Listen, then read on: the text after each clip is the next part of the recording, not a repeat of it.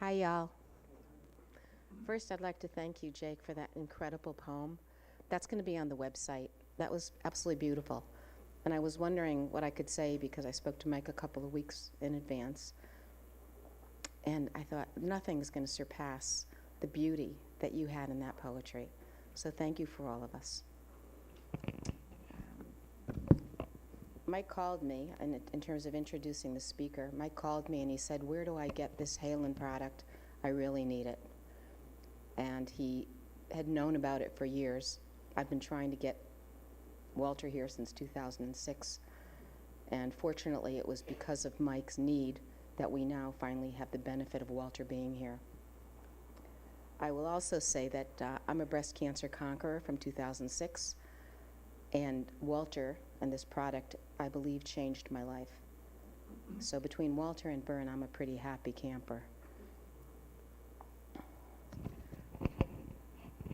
Walter's a walking encyclopedia, just like Byrne.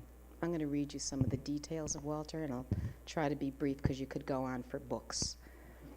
Mr. Wainright is an honored graduate. Mr. Wainright, hi, Walter. Is an honors graduate of Tulane University, an internationally known lecturer with more than 20 years' experience in researching the prevention and treatment of cancer and other chronic diseases with soy phytochemicals. Soy is really confusing. Walter's going to clear it up for us. His research has received recognition by the National Cancer Institute in the United States and several leading cancer institutes and centers in Europe. He's collaborated with the Institute for Laboratory Medicine in Recklinghausen, Germany, on reversing DNA damage and improving gene expression in cancer trials in Asia, Europe, and the United States. He's designed and completed clinical trials in Asia, Europe, and the United States showing the human health benefits of dietary soy. His research and experience with humans documents the benefits of soy therapy. What's really important about this, as we all know, is we're a pharmaceutical country. They try to download us with the drugs instead of talking about lifestyle, food product, and everything else that we can do basically to support our wellness and change the terrain of our environment. So we are here talking about a food product that's ultimately a protein and more. His research and experience with humans documents the benefits of soy therapy for prevention and treatment certain soys. He's going to make that distinction. For the prevention and treatment of estrogen receptor positive breast, ovarian, prostate, and all other kinds of cancer. His research addresses how soy phytochemicals protect cancer patients from chemotherapy. We all here in the same room, I think, are on the same page on this. Chemotherapy-induced cell mutations, related toxicity, infections, anemia. It enhances cancer-killing effectiveness 8 times greater than chemotherapy by itself. His research has been the subject of several peer-reviewed articles on killing treatment-resistant cancer stem cells. He's going to make a very important distinction, listen closely, on the distinction between killing cancer cells and the distinction in killing cancer stem cells.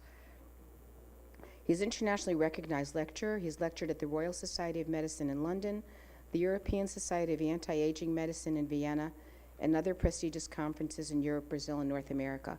Walter, I can't thank you enough for flying out here during the Christmas holidays to come talk to us, and I thank you, too, for doing this in Mike's honor.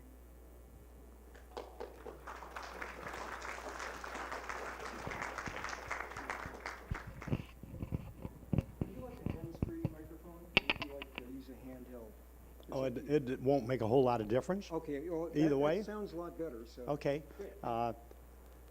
Let's start off, I'll tell a little story. There's a professor who gives a lecture all the time, and he has a graduate student. Student says, you know, I've heard that lecture so many times I could give it word for word without missing a beat. So the professor says, all right, next time we go to give a talk, you do the lecture, I'll be the assistant. So the date comes, they go to the auditorium, the graduate student gets up, gives a lecture, professor sits down in the audience to start off with. When it's over with, the fellow puts up his hand. Student says, what is it? He says, can I ask you a question? He says, go right ahead. The fellow asks him a tough question. He says, you know, that question's so simple, I'll let my assistant answer it. Now, there's a lot of truth in that story. When you have someone speaking as an expert, anybody can get up read a message off of a video screen or something else, and you would think they're an expert. But when it comes to the question and answers, that's when you find out who knows what's going on. I'm an expert in this business, okay? Now, what we need to do is to find out what is going on in this cancer business. Why has the death rate remained the same for 30 years? And so what we need to do is to recognize basics. We're looking at on the screen, we'll see that in any tumor, 99.1 to 99.9% of the cells in the tumor are not malignant. They will not hurt you. They cannot spread to a vital organ. They're just occupying space. Second thing you need to know is that in any tumor, 1/10 of 1%, not more than 9/10 of 1% of the cells in the tumor are cancer stem cells. That's the ones that kill people. And the third thing you need to know is that chemotherapy and radiation do not kill the cancer stem cells that kill people. They only kill the non-malignant cells in the tumor that do not hurt you. That's why the death rate hadn't changed. That's why we have people with cancer who never get better. So what we need to do is recognize that that was published in 2006, but you don't see oncologists giving people that message very quickly. And so what we see in the case of the cancer stem cells, which are the red ones in this depiction, the chemotherapy and radiation kill the non-malignant cells in the tumor. The cancer stem cells survive. Now, to make it worse, the chemotherapy increases the number of cancer stem cells. This doesn't kill them, but it increases the number of them. So we see that the wrong theory is being put into practice, but people are not learning what the reality of the situation is. Now, Max Witcher is a stem cell expert. When President Obama signed the Stem Cell Research Initiative into law, Max was next to him. He gave Max the pen. Max is on YouTube, which has a link which says that chemotherapy selectively kills the non-malignant cells in a tumor. Let me see what's going on here. So we're not advancing this until I want to advance it. We'll make sure that we've got it set on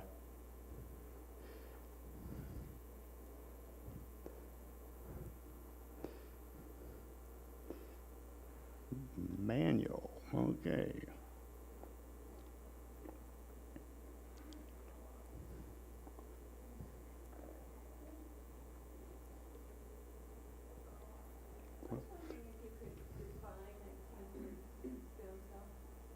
Well, I'm going to get to that now.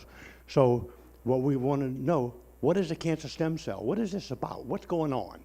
Well, what we know is that the resistance of the cells, we see people get chemotherapy or radiation and the tumor shrinks. And everybody's happy.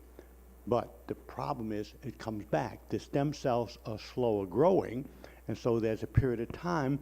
But finally, the day comes when chemotherapy and radiation does not work because those are referred to as treatment resistant. That's cancer stem cells. Now, what's happening is this. When a cell in you dies, it produces interleukin-8.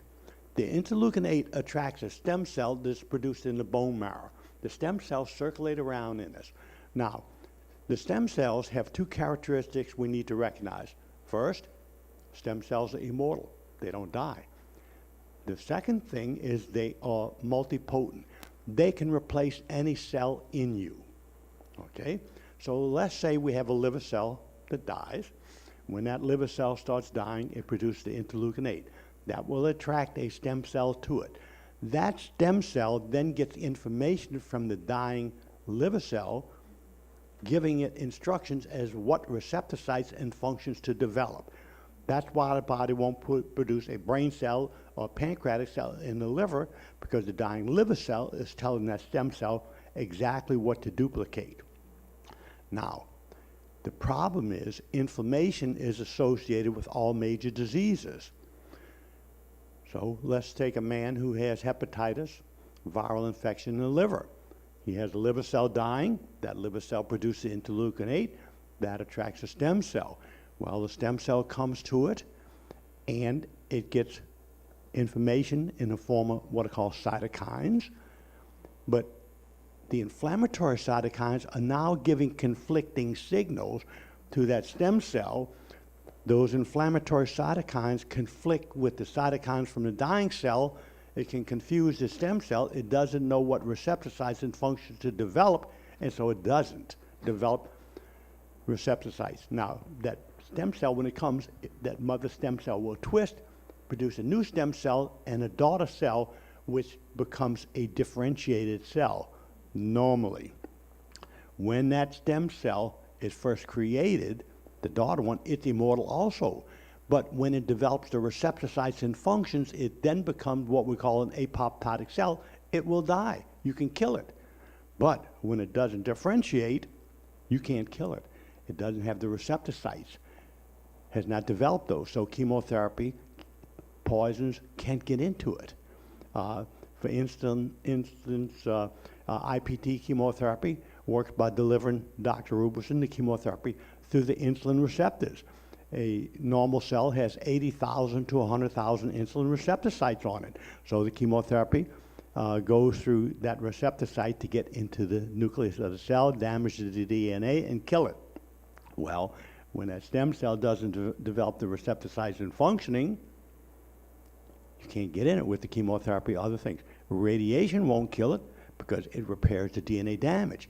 And it has to be that way, because if our stem cells were damaged by chemotherapy, toxin, poison, radiation, every time a person had radiation, it would damage the DNA in every stem cell in you.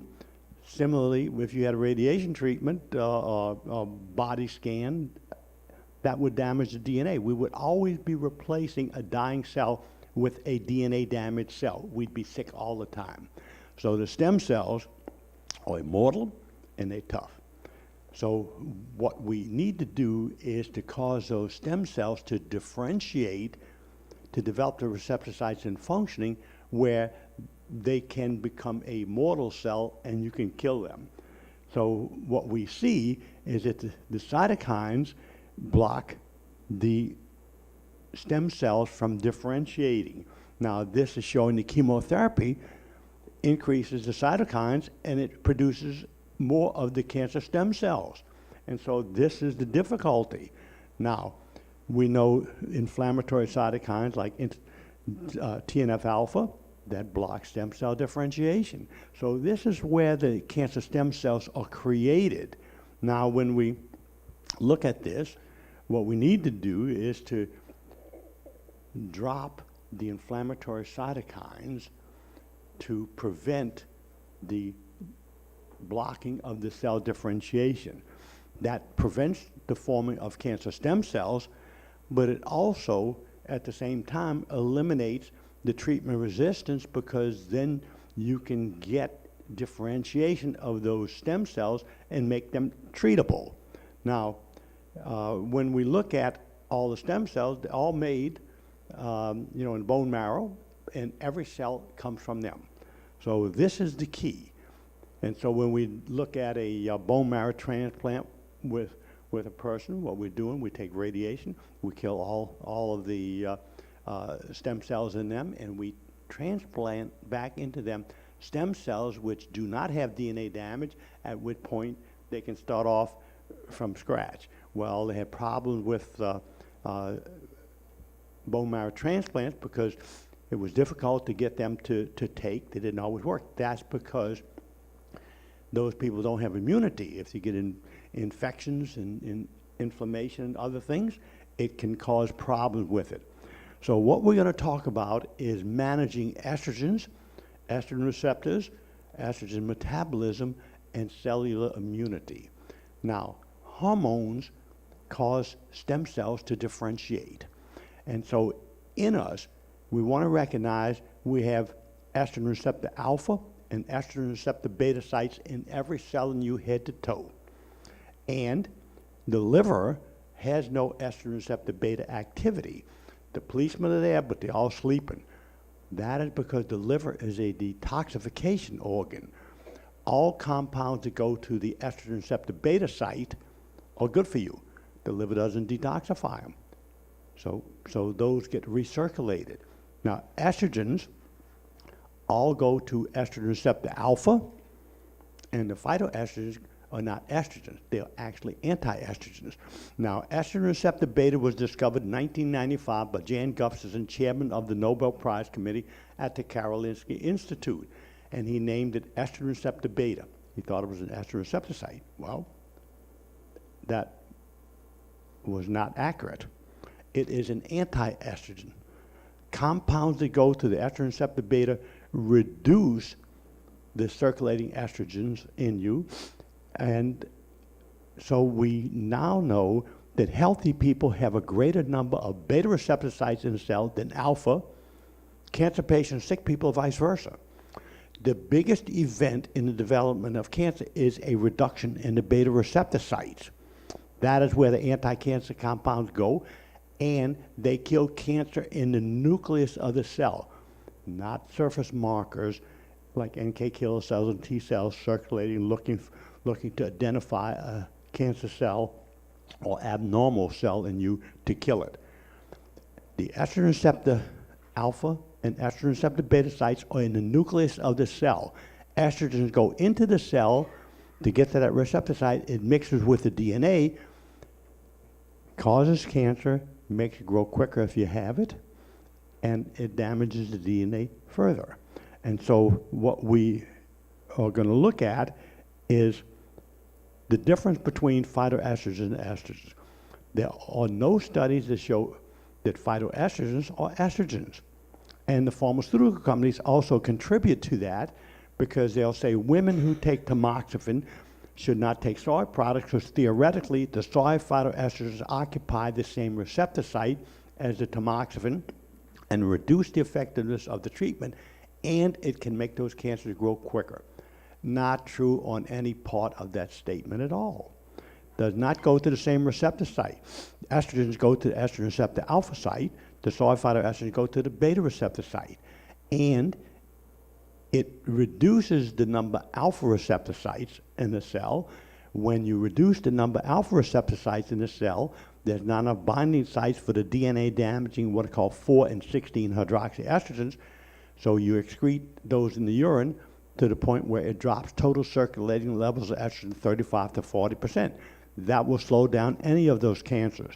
And it's not just breast, ovarian, and prostate cancers that are hormonally driven. All of them are, because those receptor sites are in every cell in you. So what we see is that we look at the genes on a healthy 20-year-old woman. Now, if we look at the left, this is what we would see with a healthy 20-year-old woman. That's where all the girls would like to be for life. But it doesn't stay that way. We see as that 20-year-old gets older, we see she gets an increase in the estrogen receptor alpha sites and a reduction in the beta receptor sites. If you give that woman hormone replacement therapy, estrogens increase the number of alpha receptor sites, no change in the beta. Now, the reason why estrogen replacement therapy went out of favor because of two things. One, you had more cancers. The reason why you had more cancers, all cancers in the alpha receptor site. You increase the number of alpha receptor site, which is where the DNA damaging, cancer causing, promoting estrogens go. You're going to get more cancers. And you had more deaths. The reason why you had more deaths was because we see that matrix metalloproteinase is increased 120 times above normal levels when that woman receives that estrogen hormone replacement. That is the enzyme that allows the cancer cell to metastasize to a vital organ. You don't die of prostate cancer and you don't die of breast cancer unless it goes to liver, lung, or brain, an organ that keeps you alive.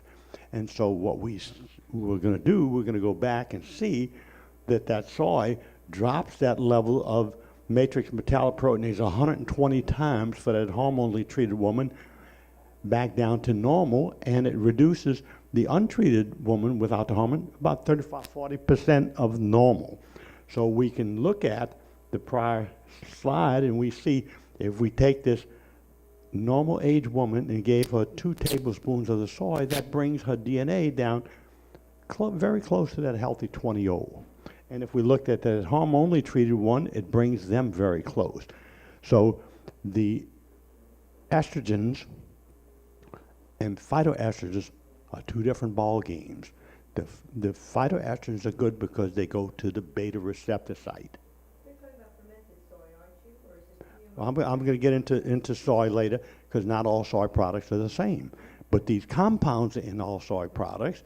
But the problem is processing, genetically modified, other things happen, and so we wind up not being able to use all of those.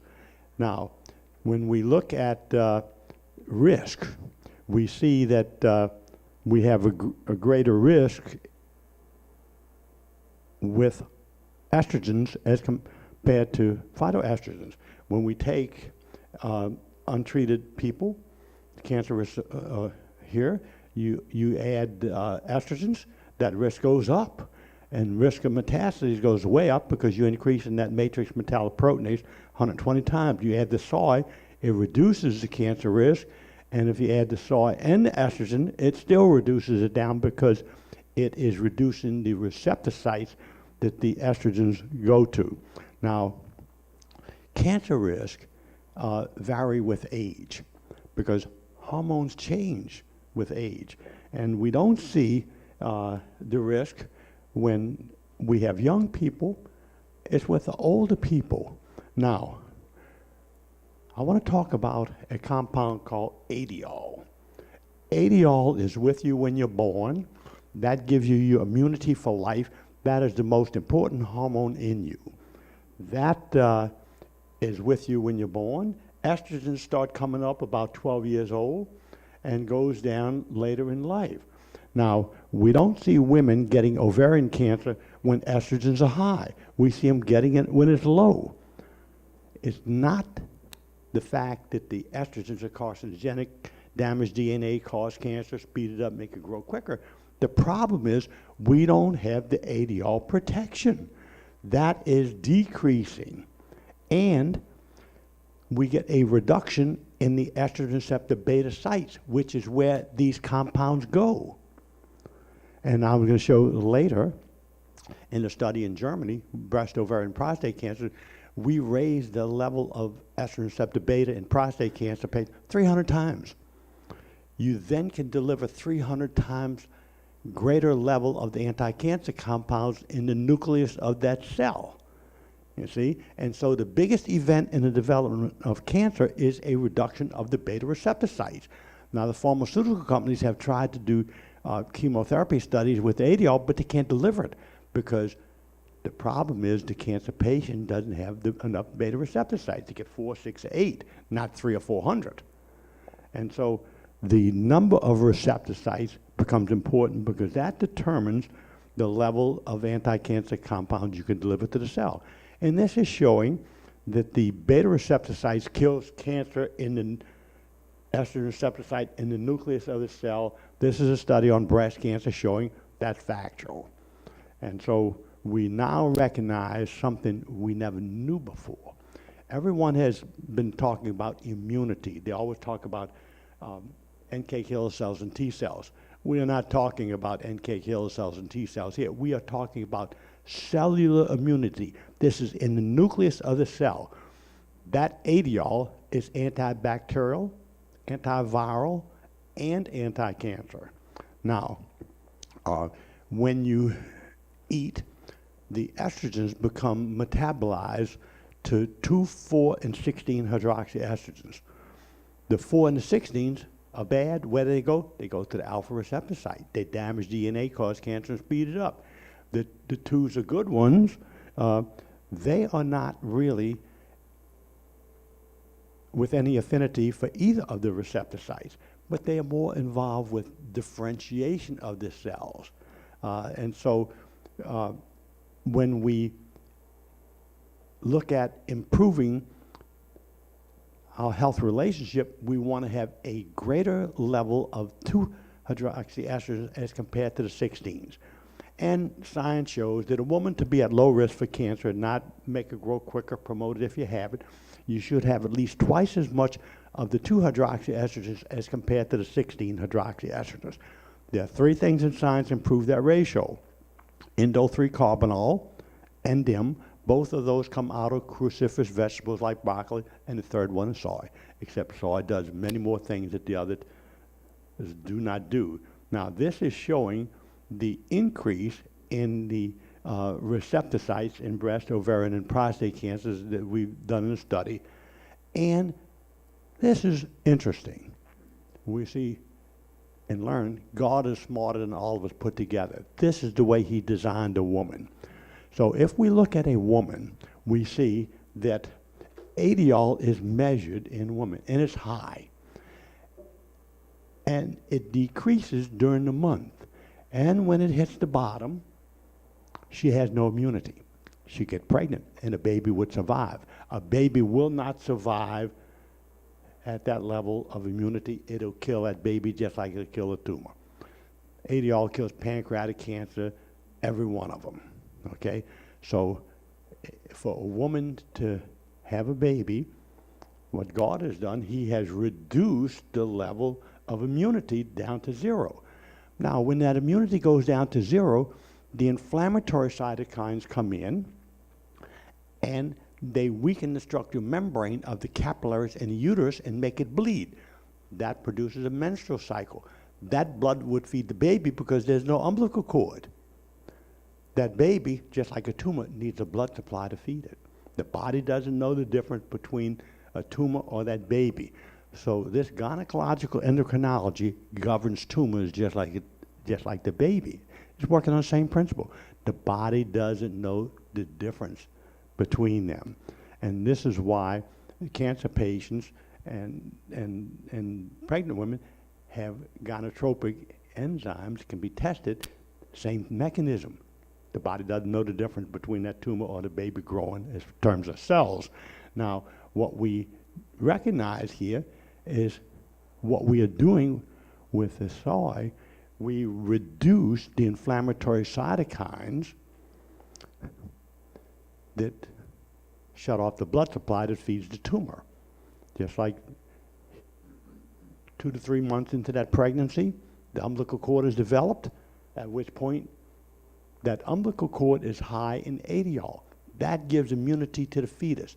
The baby's immune system is totally separate from the mother. Once that baby is protected, the mother's body raises that Adiol up, and that kills cancers that grow in her every month. Melanomas and other cancers grow in women every month when they have a menstrual cycle because they have no immunity. They just don't know it. You see? Well, that same cycle of immunity deals with the cancer cells. And so when we look at the cytokines, the inflammatory cytokines cause all types of side effects, the depression and fatigue. Now, brain function, depression, cognition. When you reduce estrogen receptor beta in the brain and glucocorticoid receptor sites, you induce stress and depression. Severe mental diseases, and we have a patent on that, fixing that with fermented soy compounds.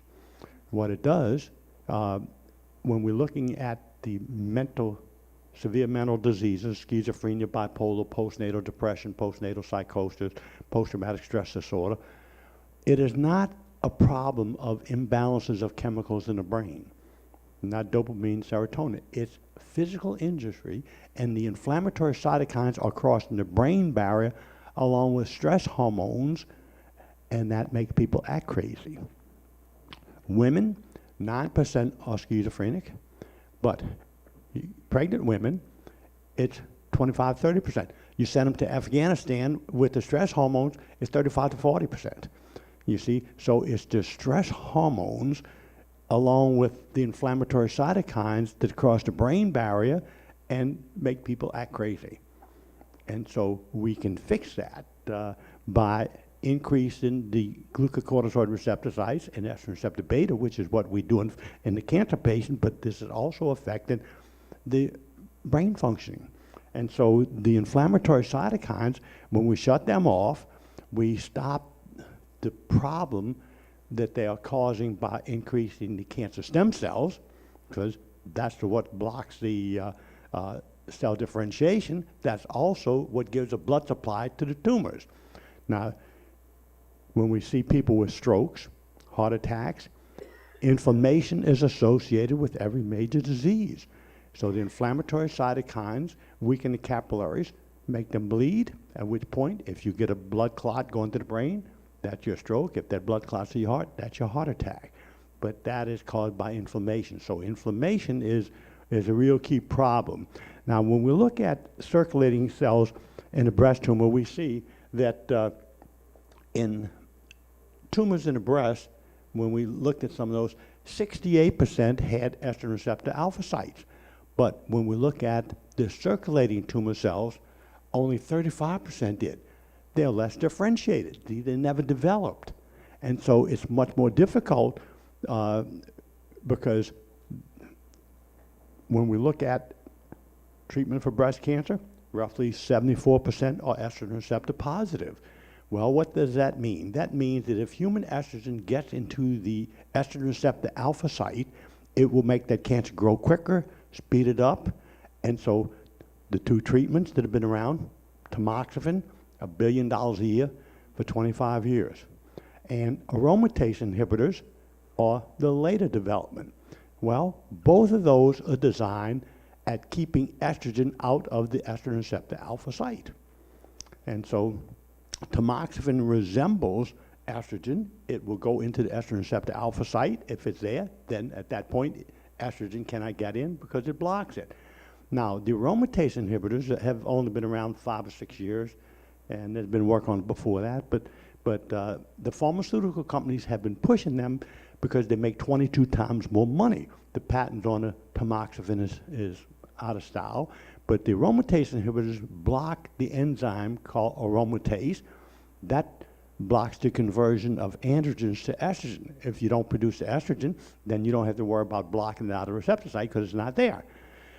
The only problem is there's a good peer-reviewed published article which says the emperor has no clothes, that the tamoxifen is actually better than the aromatase inhibitor.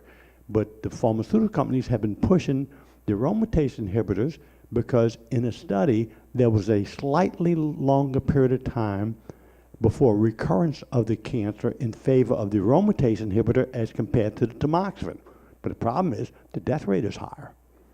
And you had more hip fractures. Hip fractures were something like 380 versus 260. Why was the death rate higher? It reduces estrogen receptor beta, which is affecting the immunity. And so overall, the tamoxifen is better, but that is not what has been pushed by the pharmaceutical companies. So the idea is we need to interfere with the inflammation to stop the blood supply that feeds the tumors, and also interfering with cell differentiation so we don't produce the cancer stem cells. Now, Adiol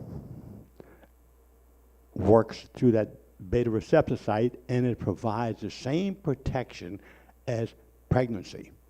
Now, the embryonic stem cells are what causes babies to develop. It's the hormones. Now, embryonic stem cells, no one wants to work with them because they produce tumors. You take embryonic stem cells, you put them in a man or woman, they rapidly grow very quick, but they produce tumors. But what do women have with embryonic stem cells? They produce babies. That's because the pregnant woman is high in these compounds that we are duplicating with the soy. Now, early pregnancy, the young woman, early successful pregnancy reduces breast and ovarian cancer risk 50%. That is because she will go roughly 6 months without a reduction in the Adiol. That will cause cell differentiation on cancer cells that will show up 15, 20, 30 years, maybe longer in life. And so it's the cell differentiation, and it shuts off, the bleeding of the capillaries. And so now we see we can take that cancer patient who has resistance.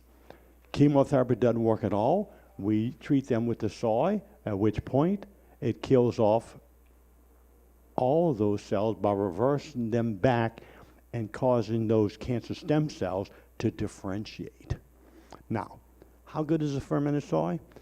Well, we're going to get to a little bit later.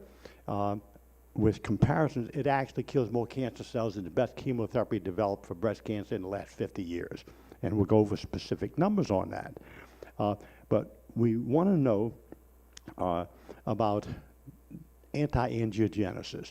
This is interesting because the pharmaceutical company has a drug called Avastin, $100,000, one shot a month for 6 months.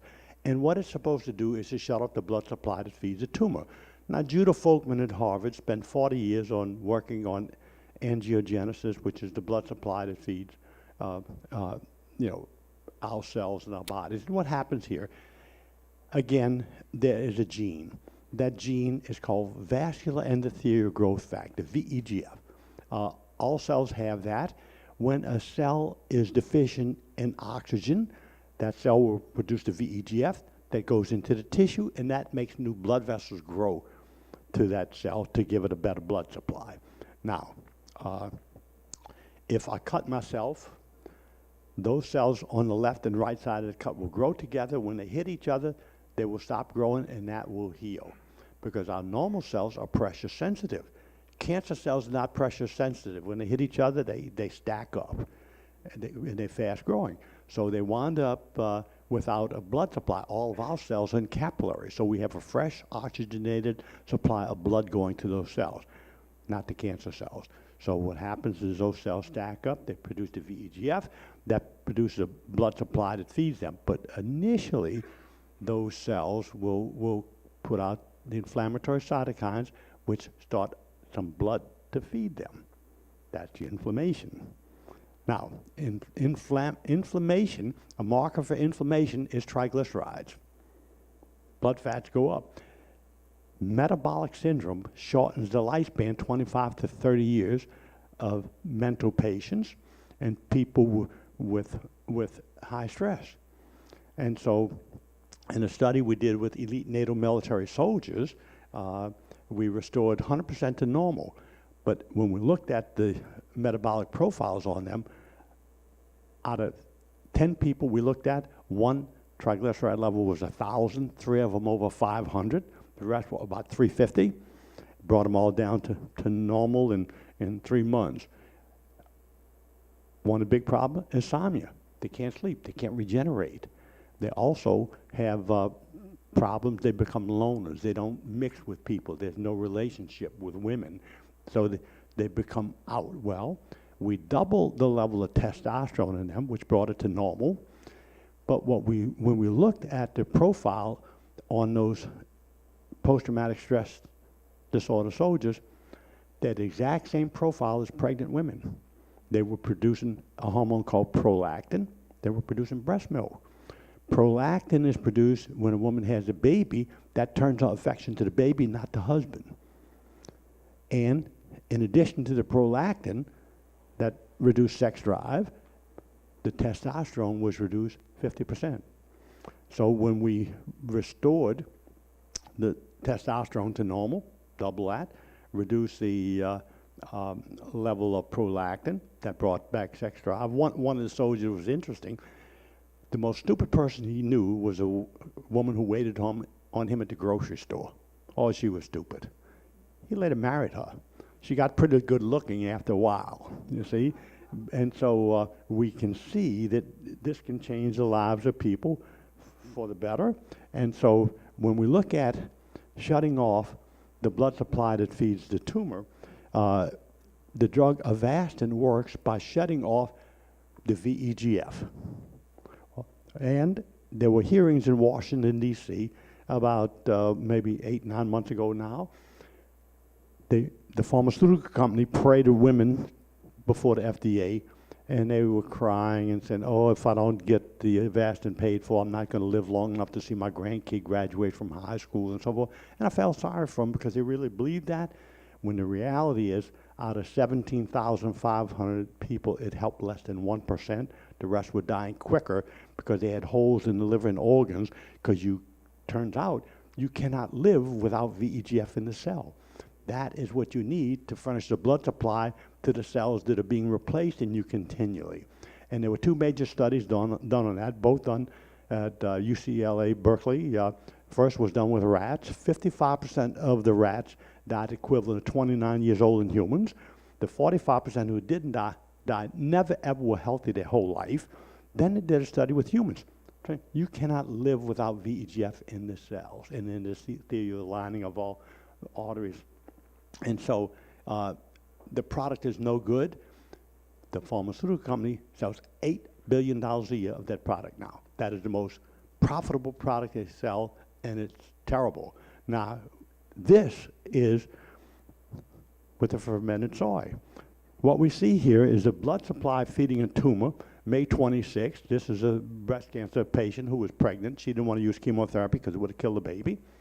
End result, both the mother and the baby are fine. But in that effect, that is the blood supply feeding that breast tumor April 26th. That's the blood vessels feeding that blood to the tumor that day. That's the DNA in the tumor that day. This is 16 days later after she drank 8 fluid ounces a day of fermented soy beverage, showing it shut off the blood supply that feeds the tumor, destroyed the blood vessels feeding the blood tumor, and reversed the DNA back to normal. Now, we did that, but we didn't shut off the VEGF. We did that by reducing the inflammatory cytokines that were causing the capillaries to bleed, just like the pregnant woman in the uterus. The inflammatory cytokines weaken the structural membrane of the capillaries and make it bleed. That blood supply feeds the baby. This is the blood supply feeding the tumor. So when we reduce those inflammatory cytokines, that shut off the blood supply that feeds the tumor, and it shut off the inflammatory cytokines that were blocking cell differentiation. So that stops the production of the cancer stem cells that kill that cancer patient. And this costs less than $900. So anyway, big differences in what's out there. Now, in terms that we should know, apoptosis refers to the normal death of a cell. And we talked earlier about telomeres.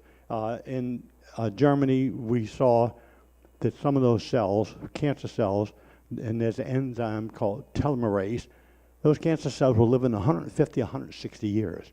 And with the fermented soy, we shorten their lifespan down to 10 to 15 days. If you don't shorten that lifespan to 150, from 150 years down to a reasonable time, that patient will never outlive that cancer. So apoptosis refers to the normal death of a cell, and what we need to do is restore it back to its normal death. Now, there's an anti-apoptosis gene, which is BCL2. That is a protein produced by a gene that stops a cell from dying. On the other side of that seesaw, there's a protein called BAX. That is a pro-apoptosis gene expression. So in any cancer treatment, what we want to do, we want to increase what we call the pro-apoptosis gene expression BAX, because that would increase those compounds in the cell that would cause that cell to die its normal death. And we want to reduce the BCL2 because that's stopping the cell from dying its normal death. Now, about a year and a half ago, the University of Washington came up with a new marker for ovarian cancer. What is it? BCL2. If a woman has a high level of BCL2 in the blood, she got some cells that's not dying, and normally that's ovarian cancer because those tumors get well advanced and quite large before they find them. Now, the next one we want to recognize is MDR1. That refers to multi-drug resistance 1. Now, multi-drug resistance, the National Cancer Institute says the reason why we're not killing more cancer cells is because of multi-drug resistance. That is a chemical pump in every cell that pumps toxins and poisons out of the cell to keep it alive. So when we look at breast cancer, doxorubicin, also sold under the trade name Adriamycin, that's the best chemotherapy drug out there. It has the least toxicity and is most effective. That chemotherapy drug, at 0.5% by volume in the blood, 82% of cancer cells survive. 5 times stronger at 2.5% by volume in the blood, there are 14% of cancer cells surviving. Double that at 5% with all types of side effects, there are 4.6 cancer cells surviving. That fermented soy at 3% is 4.8 cells surviving. 0.2 of a cell difference between the soy at 3% versus chemotherapy at 5%. But if you look at the genes, the soy is 500% better at increasing the pro-apoptosis gene expression BAX than that chemotherapy, and it is twice as good as that chemotherapy at reducing the anti-apoptosis gene expression BCL2. And that's the only mechanism that chemotherapy has, because it actually increases the resistance of the cell to die. And so what we look at in cancer treatment, you can compare any treatment by the ratio of the pro-apoptosis gene expression BCL2 to BAX. That fermented soy beats them all. And so we have studies on that. And so we now want to jump to an area called the P53 tumor suppressor gene. That was molecule of the year. Then again, this is a gene. Genes produce proteins. This particular gene produces a protein called P53. It has a molecular weight of 53. The amino acid proline is a principal constituent in it. That P53 protein is produced in every cell. That should mix with the DNA in the cell, break down, and produce a protein called P21. The P21 allows the cell to repair the DNA damage if it's repairable.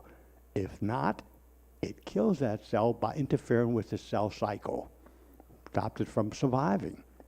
Now, people recognize that P53 tumor suppressor gene as preventing tumors, but it is really a cell differentiation gene. Because when we're talking about repairing DNA damage, that is cell differentiation. And so cancer is DNA damage. Doesn't make a difference how you get to DNA damage. That is what causes a cell to malfunction.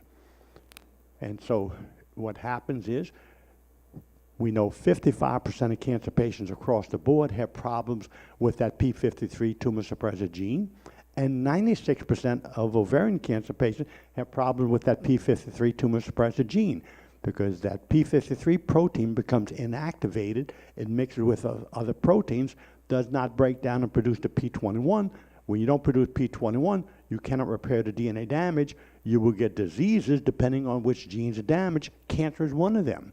So we see application with multiple sclerosis, muscular dystrophy, Lou Gehrig's disease, ALS, other diseases, because we raise that level of P21 in those circulating tumor cells. In the study on ovarian cancer, we raise that level of P21 from 6 to 60. When you raise it 10 times, that repairs that DNA damage. Now, there's a oncologist wrote a book, and he talked about all the work that they've done and advancements in recognizing gene damage in the cancer patients. And they were amazed that normally when we look at a disease, if we take a person with a disease, we see what DNA damage he has, and everybody with that DNA damage has that particular disease. Well, that doesn't work with the cancer patient. They got thousands of genes damaged. One has over 100,000 genes damaged, another over 50,000, another one over 20,000. And they're going to talk about repairing the DNA damage in those particular people. The problem is the P53 tumor suppressor gene is inactivated because it's mixed with other proteins. They'll break down and produce P21. And at that point, you can't repair the DNA damage. So one guy can get 100,000 genes damaged.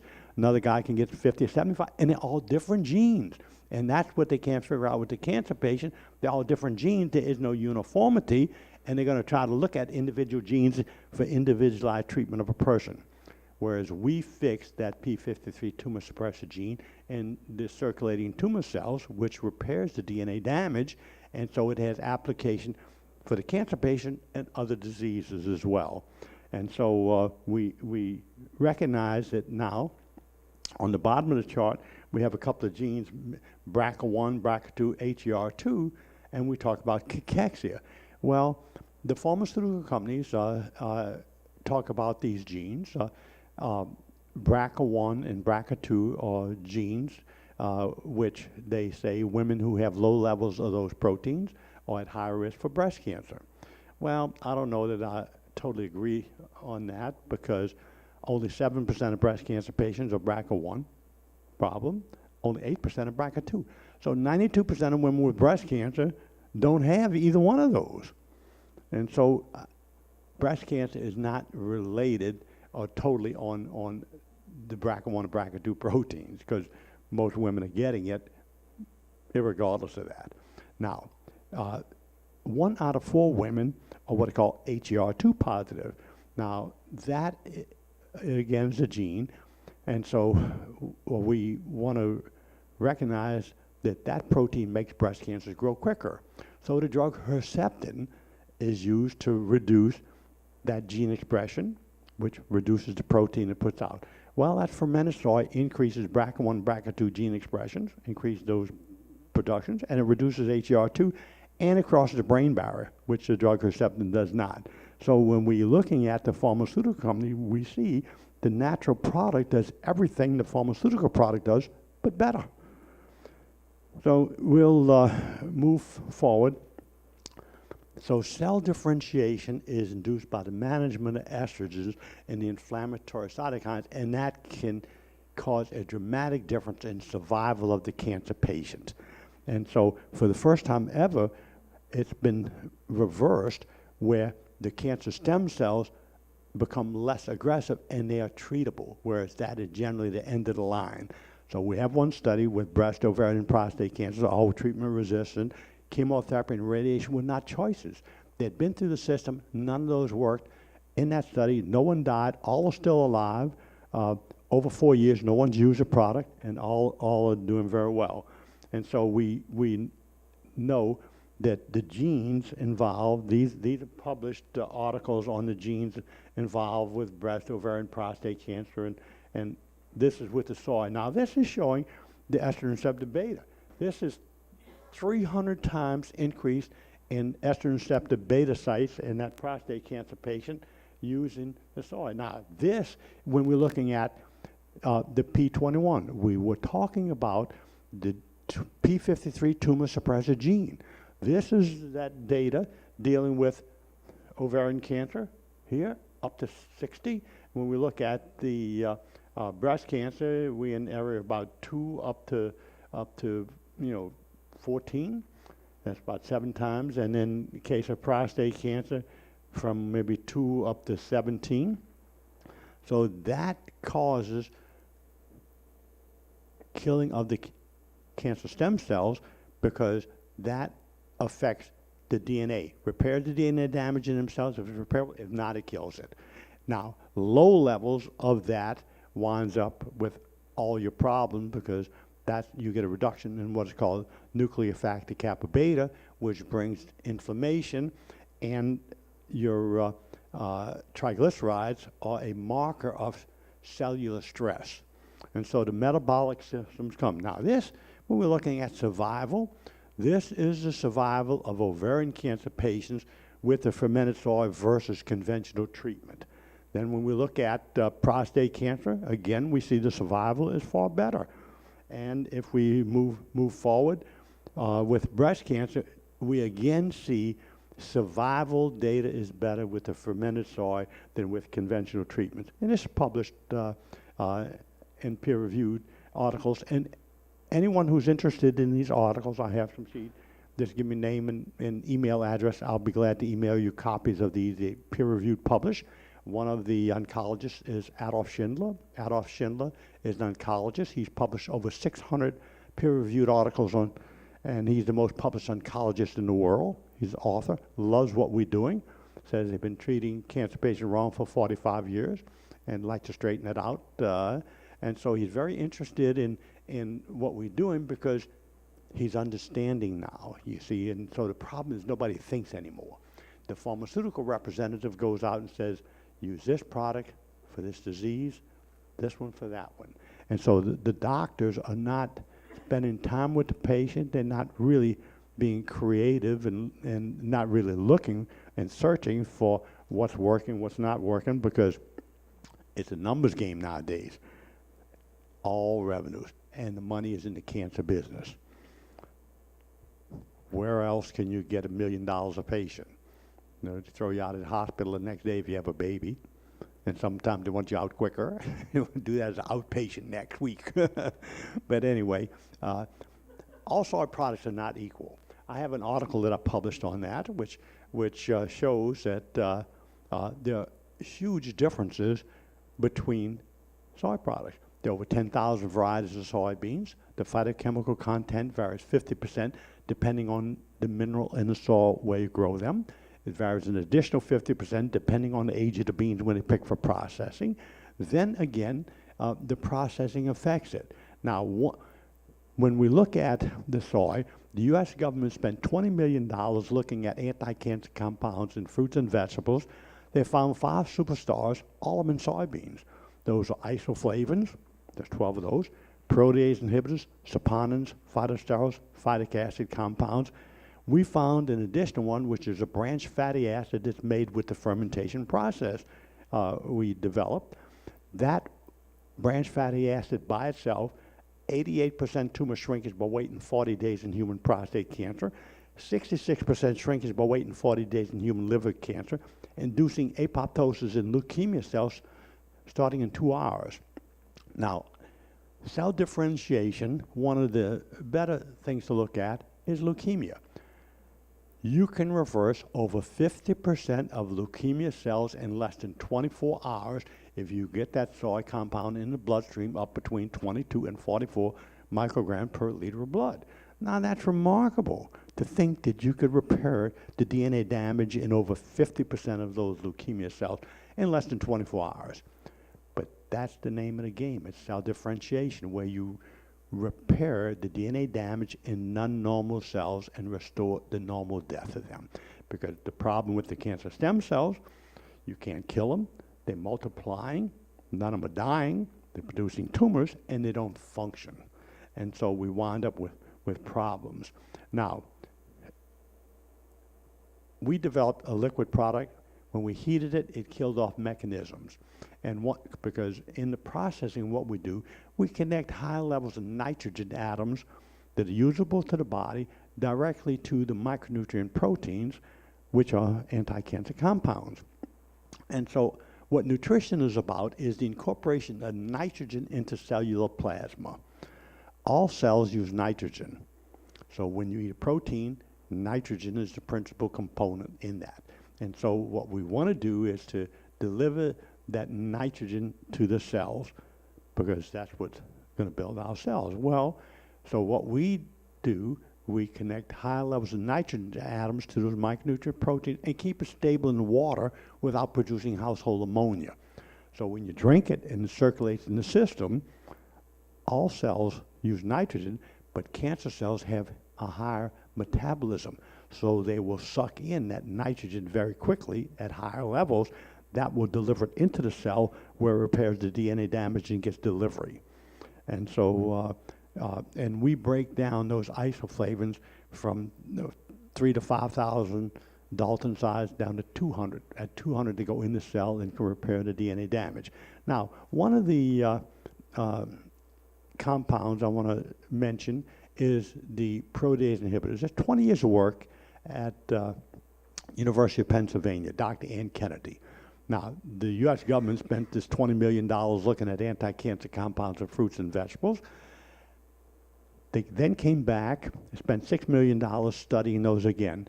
So the work on the isoflavones was done by Dr. Stephen Barnes and Ken Setchell at the Comprehensive Cancer Center at the University of Alabama. They looked at breast, ovarian, and prostate cancers. The protease inhibitor work was done by Dr. Ann Kennedy at the University of Pennsylvania. And she looked at all types. Then the saponins and phytosterols were superstars for colon colorectal cancers. And that work was done by Dr. Varick. And then Ernst Graf did the work on the phytic acid compounds. That was the superstar for colon colorectal cancers. And so Sally Fallon is considered soy knocking group, and they told the story about soy. It wasn't any good because it sucked all the vitamins and minerals out of you. And they looked at a study done in Sudan where they had some people who were starving. The World Health Organization gave them some soy. They were deficient in minerals, and so they said, oh, the soy phytates binded to those minerals, and they were mineral deficient. Well, the later research showed they were deficient in minerals before they ate the soy. It wasn't caused by the soy. And the publications went out that there are no people in any part of civilized world that are deficient in minerals caused by the soy. That binding capability is what prevents you from getting colon colorectal cancers.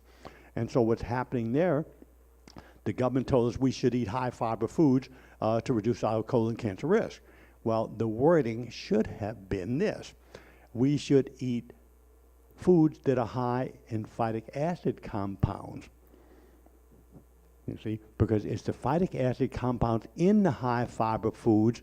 What they do, they cause the internal lining of the colon colorectal to shed its skin like a snake. All the toxins and poisons wind up there. They damage the cells and go through the cell wall when we don't have those phytic acid compounds. But then we don't have tumors growing into the walls of the intestines. Whereas when we don't have that, you don't shed that skin. But otherwise, when you have the phytic acid compounds, those cells are shed and replaced continually, and you don't develop cancer because the malignant cells are those that are damaged, go out with the waste material. So anyway, that work was published April 17, 1991 in the Journal of the National Cancer Institute. And so since then, there's over 100,000 studies. And there's a lot of question there is, what's a soy study? People do a study with one or two isoflavones. There's genistein, and there's some of these compounds. By themselves, they have anti-cancer properties. But the studies show if you take the whole soy and you take all isoflavones out, you will get greater tumor shrinkage with the soy with no isoflavones than you would get with all 12 of the isoflavones. The synergistic effect of all of those anti-cancer compounds in there are tremendous. Now, let's take and look at the phytic acid compound work, Dr. Ann Kennedy, University of Pennsylvania. That of the group is the only one that has advanced to human clinical trials as far as the National Cancer Institute is concerned. 0.1% of what they call the Bowman-Burke inhibitor proteins in the blood irreversibly stops the cancer process. Now, that fermented soy that we developed, there are 900 CI units per 8 fluid ounce bottle. Now, the National Cancer Institute in their studies, the highest concentration they could get made is 400 CI units. So they gave 400 CI units in the morning, 400 at night. So you get that much in that one bottle of fermented soy that we had developed and have used with all the people. And University of California, Berkeley looked at all the soy products out there, all the soy milks and so forth. That BBI protein, it runs 468. The highest is 44 outside of the 900. So 900 is an astronomical amount. It's a protein, but it builds muscles. We have some work that we've done at the Children's Hospital in Philadelphia with muscular dystrophy. And they tested, they wanted samples because that BBI protein, Ann Kennedy, I know her for 20 years. So they wanted to know what level we had in our product of that BBI protein because they wanted to do studies with muscular dystrophy. And they were having difficulty getting concentrations made. The highest they could get made that they did with the cancer patients was 400 CI units. So anyway, they did the testing. So if you go on the internet and you look at muscular dystrophy, Charlie's Fund, you'll see there are a lot of people using that fermented soy. And they did work with what are called dystrophic mice. They miss the genes. It builds larger muscles and stronger muscles. And dystrophin is the glue that holds muscles to the bones. So these children wind up in wheelchairs because they lose ability. When they're young, they run, play back and forth just like other kids, but then they get tired, you have to carry them up, steps, so forth. Well, Charlie's fun, there's a boy. Charlie's father's a medical doctor, lives in Hawaii. When he was 7, he would do front flips, back flips, and swim in the pool in the yard. At age 9, he didn't have the muscular strength to do that. Well, anyway, he took the fermented soy and restored his abilities to do that, and so we've expanded that. Now, Lee Sweeney is a doctor who is the consultant for Parent Project Muscular Dystrophy. That's the largest muscular dystrophy group in the country, and we recommend the healing fermented soy for those patients because they know it works, and they've got patients that use it, and so we see that there are things that fermented soy does that are good for other things because it fixes the genes. Now, I have a Lou Gehrig's disease patient, stopped the progression of that disease. He's over 2 years, whereas other people with him who didn't use it, and this fellow's a preacher, I'm talking about, he had a preacher buddy. Well, the preacher buddy got paralyzed. He could only move his eyes. Well, the one that we work with, we gave him product, tested him, stopped the progression, then we would remove him off of it, would degrade. The last time, he lost the use of his arms, gave to restored the use of that. And so we are moving forward to see what these diseases are and how we can fix them. The problem has been everybody else dies. There are no survivors. They don't live long enough for you to look at the genes to see what the damage is on them to determine what a cure could be. Because if you can't keep them alive long enough, you never can do the work to arrive at a conclusion as to what is a real cause. But we know they're getting nerve degeneration, and we know we stopped that because of the work we've done on the severe mental diseases. We stopped the nerve damages and rebuild those. And so estrogen receptor positive breast cancer is very effective. There is no treatment that would beat it because it has all of the combinations that pharmaceutical companies do, but better. And the biggest event that kills most of cancer patients that people don't realize is cachexia. 40% minimum to 80% of cancer patients die of cachexia.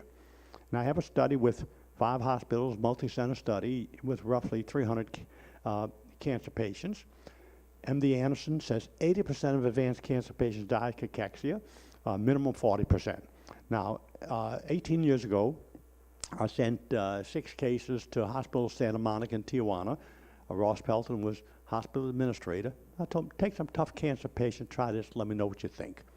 He took 6 cachexia cancer patients, non-responsive to any form of therapy, conventional, alternative, all had life expectancies 1 week or less, no chance of survival, figured nothing to lose by giving them this unknown product. 4 out of 6 were up out of the bed on their feet in 3 days, 1 more within 5, 1 died, took 2 more just like it, 2 out of 2 up out of the bed on their feet in 3 days.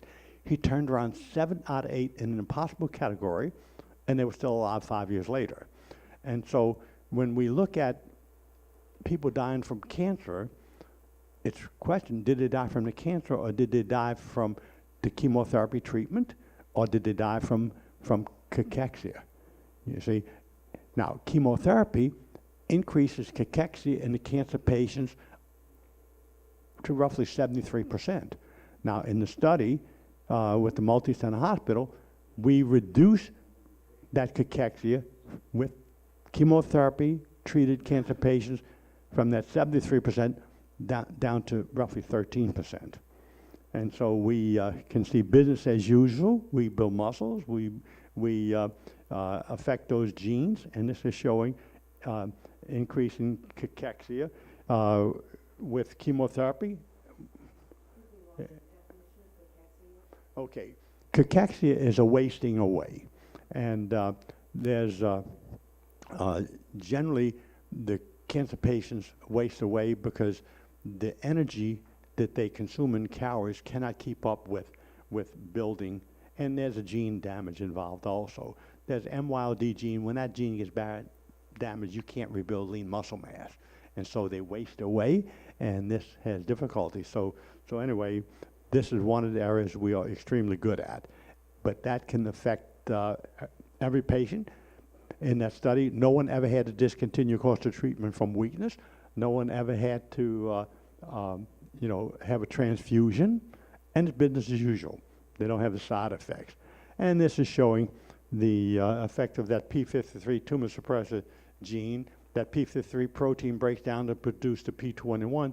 That in turn affects the cell cycle if it can't fix the cell. And of course, the death of that cell is going to depend on the pro-apoptosis gene expression BAX and the anti-apoptosis gene expression BCL2. If the BCL2 forces outweigh the BAX, it keeps that cell alive. Whereas if you increase the BAX, decrease the BCL2, then you can induce that cell to die, apoptosis, which is the normal death of the cell. And this again is showing the effect of the nuclear factor kappa beta. That is the mutation pathway of the cancer cell. That's shut off 100% with the soy products. And this is the study dealing with chemotherapy on breast cancer. This, back up here.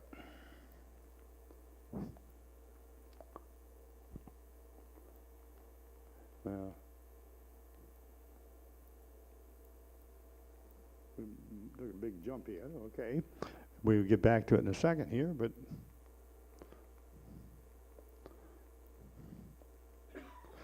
okay, here we are. So when we look at chemotherapy, doxorubicin is used. That's a 0.5% per volume in the blood, 2.5% per volume, 5%. We see at 5%, as we increase the strength, you go from 82% down to 4.6. That fermented soy at 3%, it's 4.8 cells surviving. When we look at the pro-apoptosis gene expression, you want to increase that. The soy goes the right direction. It increases the pro-apoptosis gene expression. The chemotherapy goes the wrong way.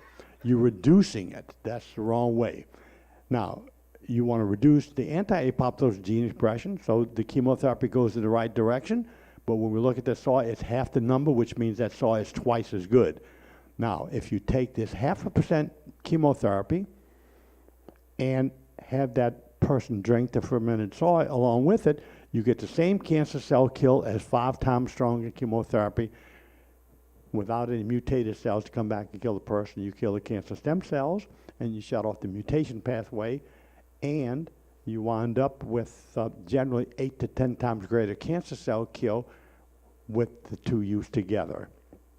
Now, this is a report we had back when it was written by 7 OB/GYN oncologists at Harvard recommending the fermented soy for platinum-resistant ovarian cancer.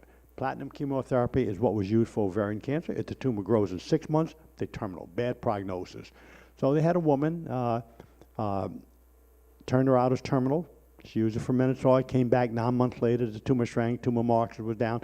Impressed them enough, they got money from the National Cancer Institute, investigated and published that, recommending clinical studies, because all of them are terminal, but the fermented soy works. Well, now we know, because 297 scientists published the genome on ovarian cancer, 96% of them have problems with the p53 tumor suppressor gene. And we know from our work in Germany, we increased that p53 tumor suppressor function of the p21 level from 6 to 60. That fixes the ovarian cancer patient. And so National Cancer Institute has done, I did a best case series, reverse 4-stage terminal to 0.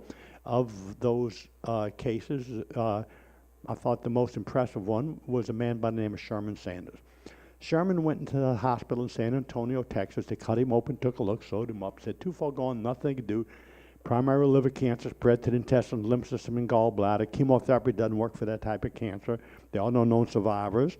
And so they tried the chemotherapy, didn't work, sent him home as terminal. He heard about us, drank the fermented soy, spent $4,400, was cancer-free, Died 8 years later in his sleep at night, still cancer-free. He died from heart problems. He had bypass surgery 15 years prior to his death, 8 years prior to his death when they tried the chemotherapy to damage his heart. According to the National Cancer Institute, the highest treatment they have rating for any cancer therapy is persuasive. They said this is persuasive plus because there are no known survivors, and I've got several in that category. Now, if we look at glioblastoma brain tumors and small cell lung cancer, cancer, only 1 out of 100,000 will live a year. They generally die 2 to 4 months without treatment, 12 to 14 months with good treatment. When we did that NCI study, I had minimum of 8 years cancer-free, small cell lung cancer, when nothing generally works. Glioblastoma, the spokesperson for Make-A-Wish Foundation is a girl, Brittany Bolliger. Brittany was at the Manual Hospital in Portland, Oregon, November 15th last year.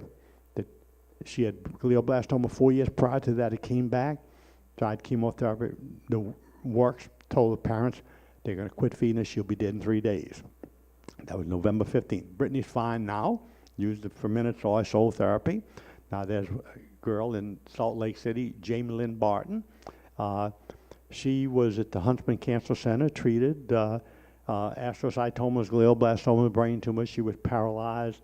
They said that she was terminal. Rather than put her in hospice, as a convenience to the family, they'd furnish her a bed at the LDS hospital till she died. Not going to last long. She's home now over 7 years, cancer-free, used the fermented soy therapy. I have another girl I met, probably 4 or 5 months ago. I was at a doctor's office who publishes articles in some magazines, and I was talking. She overheard the conversation. Anyway, she phoned me the next day, said she had brain tumors. She had, 6 tumors, at which point she was scheduled for gamma knife surgery, chemotherapy, and radiation. Well, she took the fermented soy, at which point 1 tumor went from 44 millimeters down to 4. The other 5 shrank to smaller than 1 millimeter. They canceled gamma knife surgery, canceled the chemotherapy, and canceled the radiation. Said tumor shrank and dead. They don't need to do anything.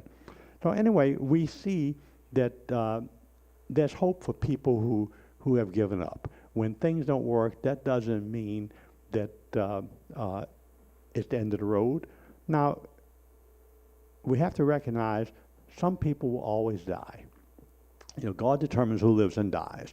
If I had my rathers, I would rather have a younger patient than an old one. The 90-year-old ones are fine, you can fix them, but generally they don't live long. They die of other things besides cancer. Now I have a fellow, Jack Fraser, San Antonio, Texas, 88-year-old, was bombed in World War II. Prostate cancer, PSA 2000. He had a 6-centimeter tumor in the right hip and bone metastases. So anyway, he took a bottle a day, 8 fluid ounces a day of fermented soy, 61 days. PSA was 2. It's down to 1.5 now. The 6-centimeter tumor around the hip is gone, and the metastases is cleaning up on the bone metastases. About 8 or 9 years ago, I had an article published on a 4-stage prostate cancer patient reversed to stage 1 in 45 days, completely free of bone cancer, kidney cancer, and some others after taking a bottle a day for 37 days. So anyway, we see interesting mechanisms. Now, here we are looking at a patient in Vienna, Austria, who received chemotherapy. On the left side of this red line, this is the chemotherapy. So we see the immunity destroyed and the tumor grow. Now, she was hauled to the hospital in an ambulance on the red line, and she was given the same chemotherapy along with the fermented soy, at which point we see the immunity increase and cancer-free. That's the difference between living and dying with that chemotherapy treatment. So we know that soy isoflavones, there are studies that show that they reduce risk, but the whole soy has a much greater synergistic effect. And when we look at the pharmaceutical companies, where they say women who take tamoxifen should not use soy products because theoretically it reduces the effectiveness of the treatment and can make those cancers grow quicker. This is a study done Kaiser Permanente in California. When you added the soy, it reduced the death rate 15%. And this is the tamoxifen and the aromatase inhibitor, which is used for estrogen receptor positive breast cancer. But it reduced the reoccurrence of the breast cancer 60% and dropped the death rate 15%. Now, tamoxifen by itself in studies is 26% effective. Soy protein isolate by itself was 36% effective. The two together was 62% effective. That is the highest effective rate of any cancer treatment out there. Why would it be 62% effective? That is because the tamoxifen blocks the estrogen receptor alpha site to keep estrogen out of the site. The soy reduced the number of alpha receptor sites, but it didn't get rid of all of them, but it also had mechanism of increasing the beta receptor sites at the same time as reducing the alpha. So it had much more mechanisms which prevented the reoccurrence 60% and reduced the death rate. So that's a very remarkable difference between the two. And so why the fermented soy is because it does a lot more with the genes. Everything that we know in terms of cancer as what is idealistic, what we would like to do, this does, and we know why it does it, you see, and we can duplicate that. The whole soy is antiviral, anti-allergy, anti-inflammatory, vasodilator, highly anti-cancer. There is no pharmaceutical product that's given to anybody to reduce inflammation that does not reduce immunity at the same time.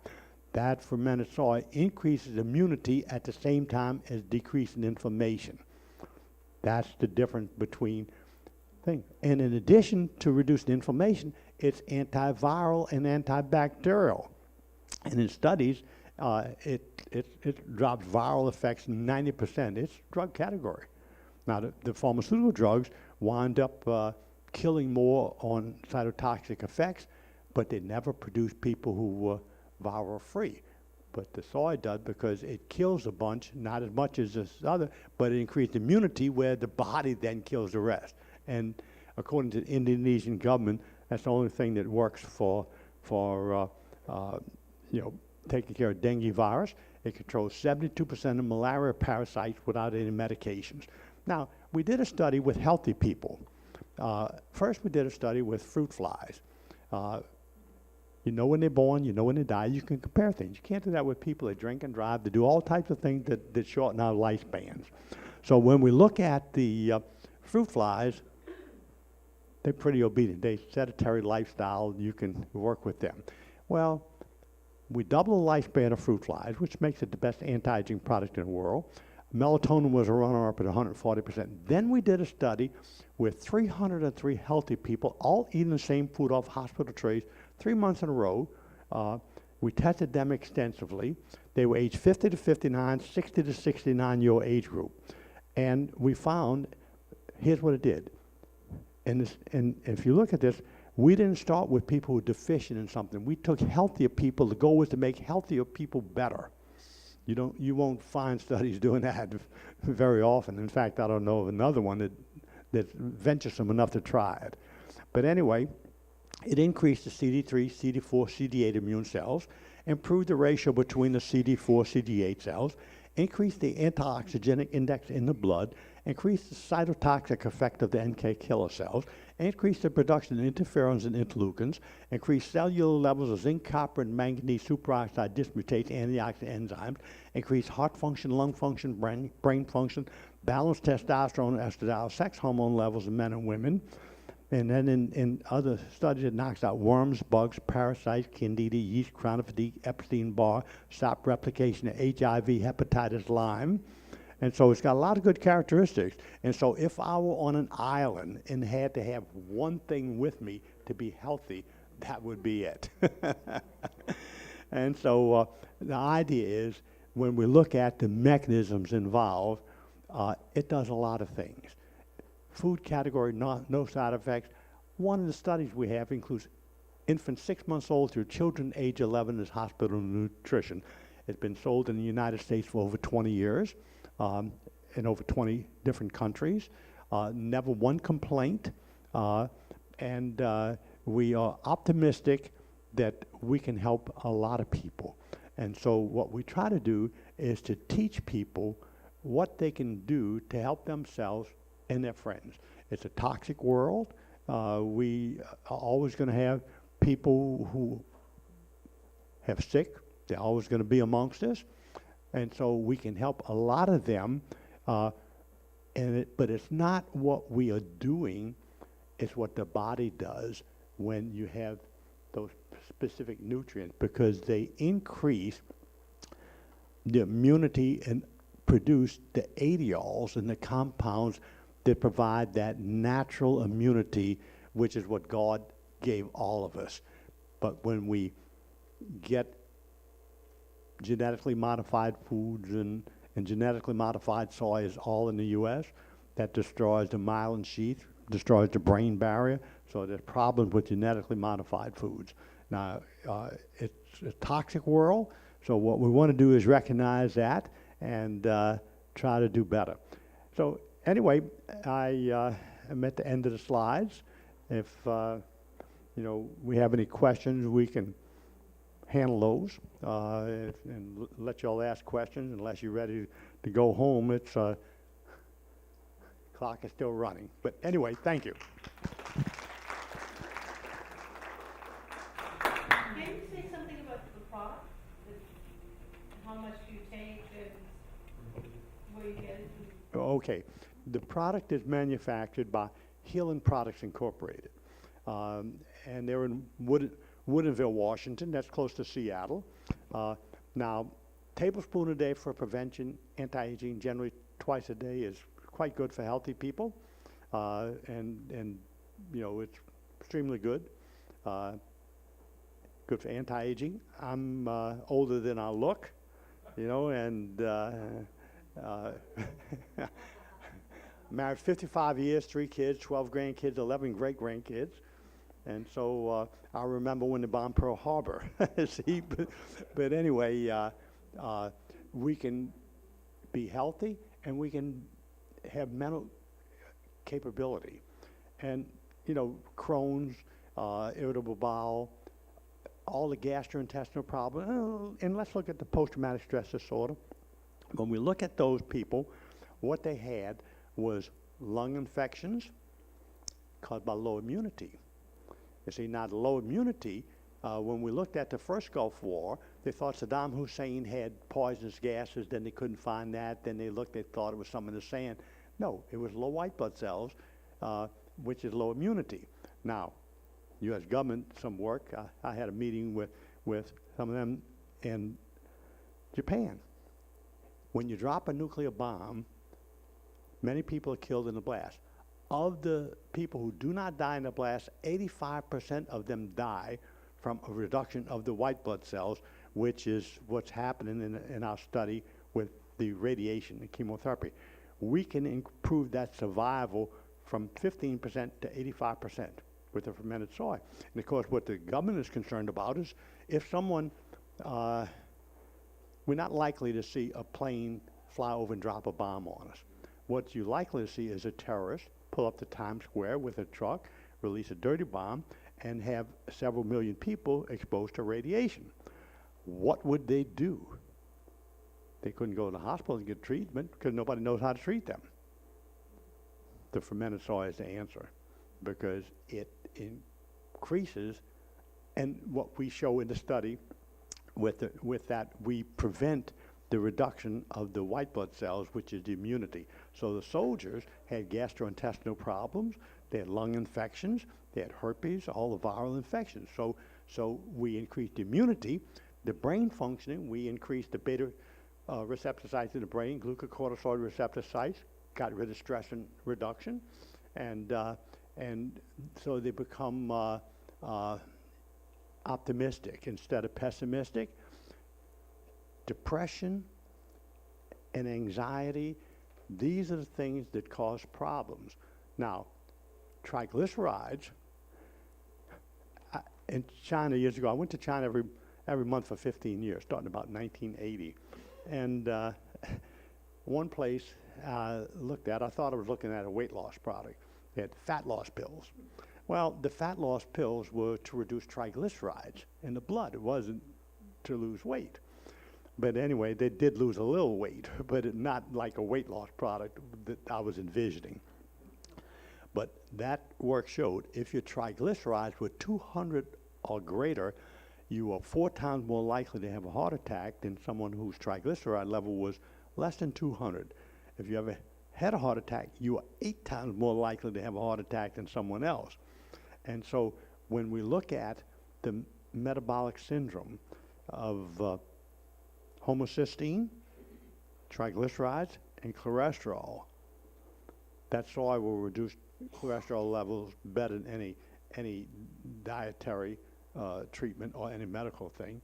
And the triglycerides, like I say, one was 1,000, 3 of the soldiers were over 500, and the others were 360, 380, brought them all down to around 110. And in 3 months, well, the metabolic syndrome winds up reducing and shortening the lifespan 25 to 30 years. And so this is what's happening. And so we can regenerate organs in the body by stem cells. See, our stem cells need to differentiate and fix things. If we have a man who has a bad liver, it's because those stem cells didn't differentiate all the way. They may have developed 80% of receptor sites instead of 100%. So the liver doesn't function 100%. So you got a liver problem. Well, so if we can fix the DNA damage in those cells and restore those cells to a normal, differentiated, full functioning cell, his disease problems go away and he becomes a much happier person because he doesn't have the problem. Anyway, next question. Yeah. I had a question about people or women that have the breast cancer that's triple negative. Okay, triple negative, this works on that.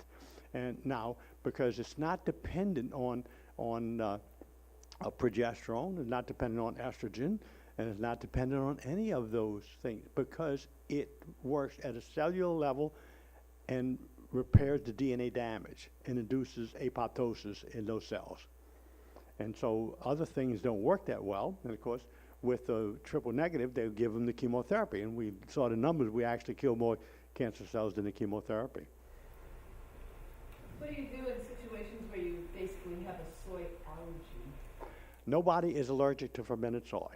The fermentation process breaks down proteins small enough to where they do not produce antigens, so nobody can be allergic. Similarly, many people think that they have thyroid problems because of soy. Well, it turns out that those studies say the only ones who had trouble were deficient in iodine to start off with. You see, now years ago, when I was young, people had goiters. They had problems, and Morton Salt Company started selling iodized salt, but that's gone by the wayside nowadays, so we have to get the iodine from seaweed and other things that are naturally. But anyway, there's no problem with people who think they're allergic to soy. They're not allergic to fermented soy. And unfermented soy products are not good because you cannot digest the proteins in there, and it affects other proteins you eat as well. So, but the fermentation is the key. It breaks down those compounds, make them digestible. Yes? Are there supermarket products that are fermented soy-based? There are some around, but you have to check it. Now, Asian tofu is fermented. In the U.S., it's not a fermenting process. It's a cheap coagulation process. So tofu in the U.S. is not fermented, but if you go to an Asian market, you could probably find one that is fermented. And you're saying don't eat the Non-fermented products are not, non-fermented soy is not good. And in the United States, all of it's genetically modified nowadays, and you can't plant it and grow it because of cross-pollination. So the genetically modified is not good because it destroys the myelin sheath. The myelin sheath is what is the insulin that protects the nerves, preventing multiple sclerosis. And also it destroys the brain barrier, which is going to cause more brain tumors and other problems in the recognition, cognition, and serious mental diseases. Yeah. How do you make it taste any better? Because I tried it. Okay. Doesn't taste very good. But That is because there's no sugars in it. Sugars promote tumor growth. The biggest user of the product are cancer patients. But if you dilute it with water, the more water you add, the more it tastes like water. I usually say dilute it with an equal volume of water and add stevia. Stevia, xylitol, and that will improve the taste. And so it's going to have some change in the taste. They're going to add stevia, and it is coming. Stevia was approved in the supplement category, but the fermented soy is the food category.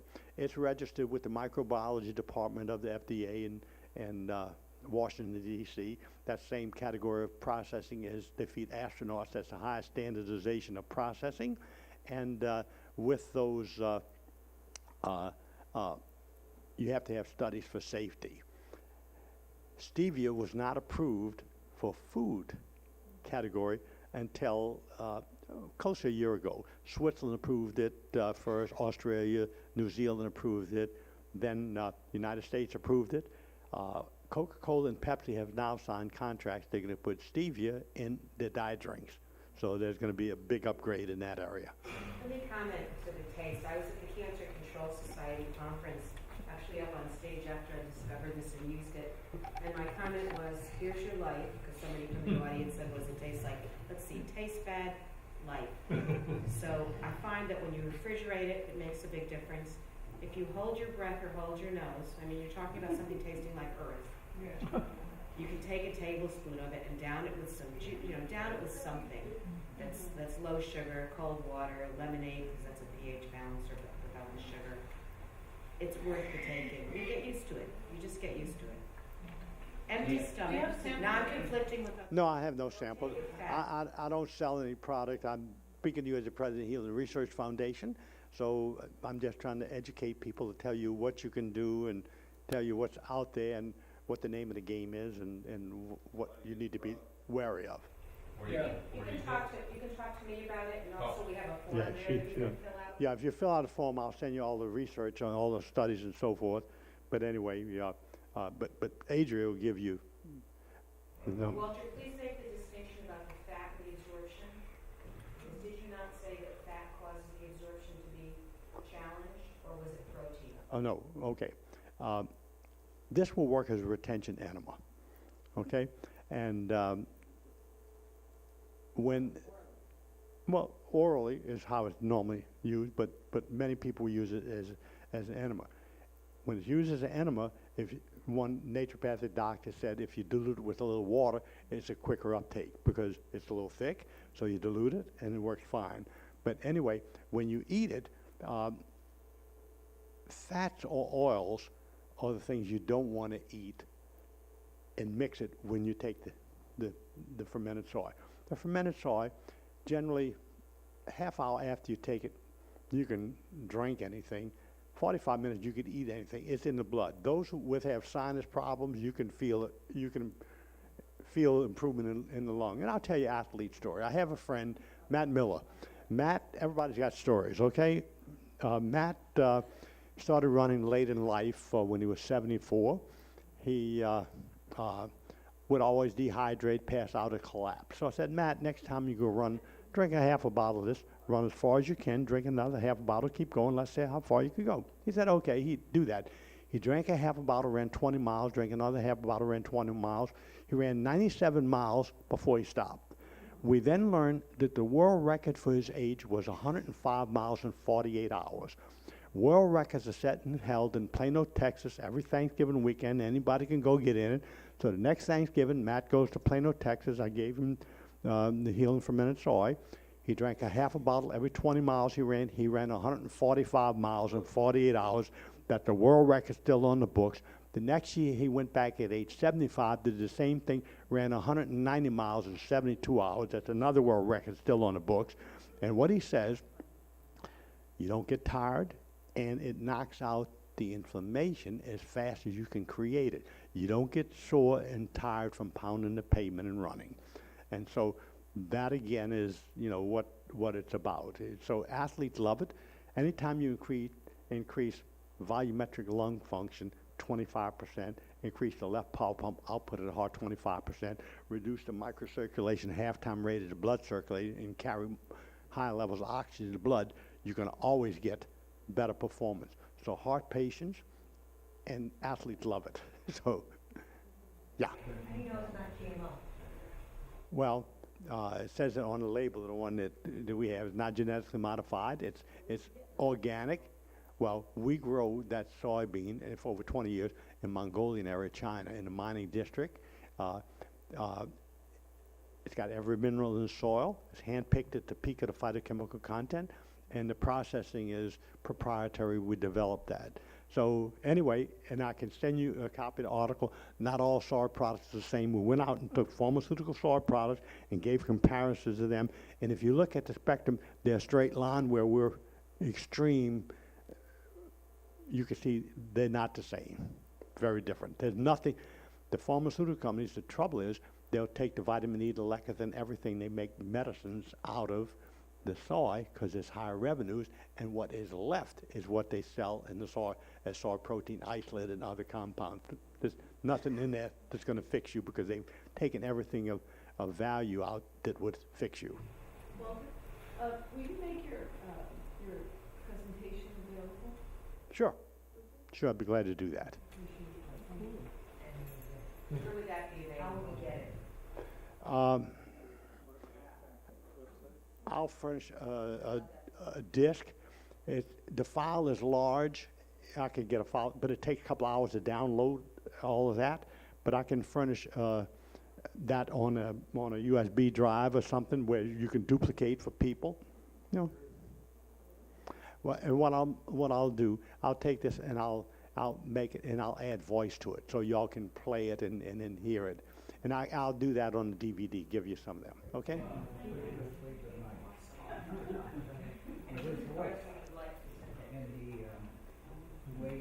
Yes. Yeah.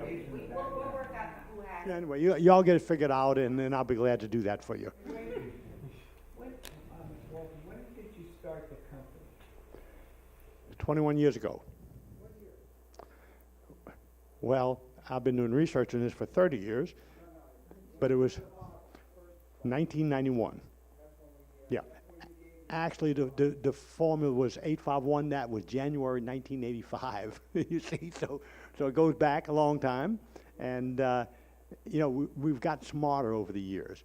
That's one thing. If you live long enough, sometimes you do some things right, and if you're smart enough, you learn to get rid of the things that are not working very well, and you can do good ones. Yeah.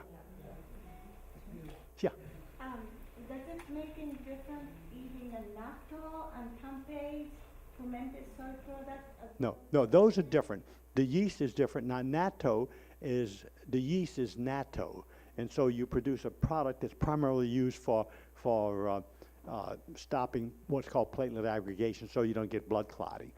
Now, this also prevents platelet aggregation. It increases electron transport of the mitochondria in the cell, and so it does a lot of things that I haven't talked about, but we don't look at those as major items, you know, for a person to make a decision on cancer or gene repair. We think is the major area. Same as tempeh. Yeah, those all those soy products are good. You see? Yeah. Is there issues with elevating estrogen enzyme? No. Now let me.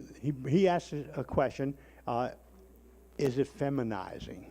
That's a standard thing. When it raises the level of estrogen, it also raises the level of testosterone and the metabolites, which builds immunity, repairs organs, and damages, provides the blood flow that you have problem with. And so it does not reduce masculinity. Like I say, with the elite Native military soldiers, it actually doubled the level of testosterone. That testosterone is a precursor to produce the adiols, which go to that beta receptor site, which shuts off the blood supply that feeds the tumors, and it's antibacterial, antiviral, reduces stress, it shuts off the mutation pathway. So all those things are all good. And Does it actually elevate the testosterone production in the testes, or is it the conversion process? no, it raised it.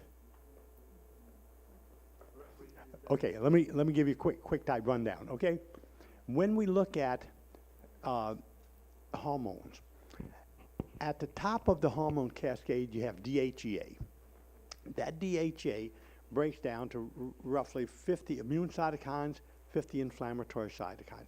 Those then break down and produce other hormones, aldosterone, prolactin. At the bottom of that hormone cascade, you have estradiol, which is estrogen, testosterone, and cortisol.